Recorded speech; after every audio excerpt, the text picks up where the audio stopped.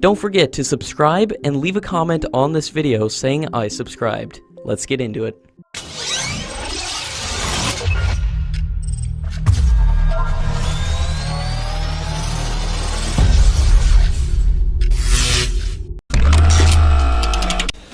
On the second day of his 6-day visit, Israeli Prime Minister Benjamin Netanyahu held bilateral talks with Prime Minister Modi.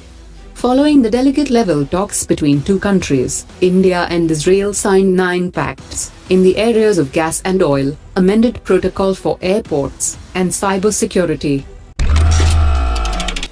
The Indian Navy is moving ahead with a big-ticket proposal for acquiring its third aircraft carrier, which is expected to cost around 1.6 lakh crore rupees, along with the additional component of 57 fighter aircraft.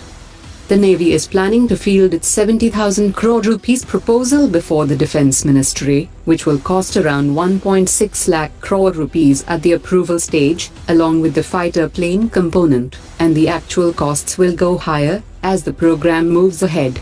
The Navy has plans of buying 57 twin-engine fighter planes for the third aircraft carrier, for which the Boeing F-18 and French Rafale fighter jet are competing in the race. For buying the fighter jets for the aircraft carrier, the Navy had floated a request for information, but it has not got any clearance from the Defence Ministry for issuing the tender for the project. The cost of electromagnetic aircraft launch system, which is patented by an American private sector firm, will also be a major factor in determining the final cost of the carrier.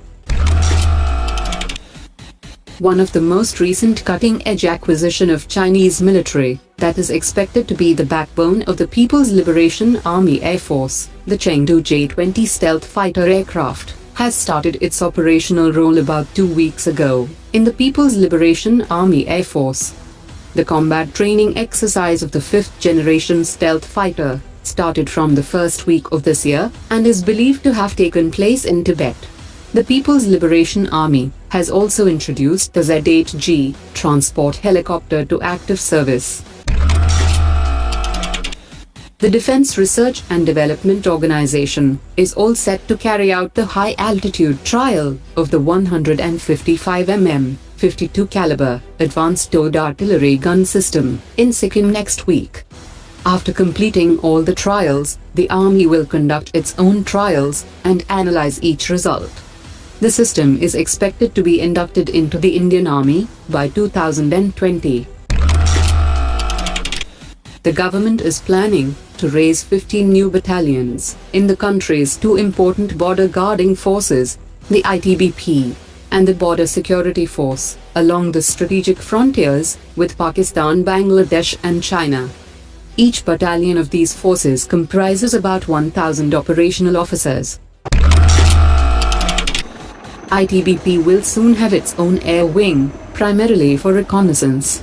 For starters, 2 helicopters are being procured, which will be used for reconnaissance, transportation of troops, at altitudes of 16,000 to 18,000 feet in the Himalayas.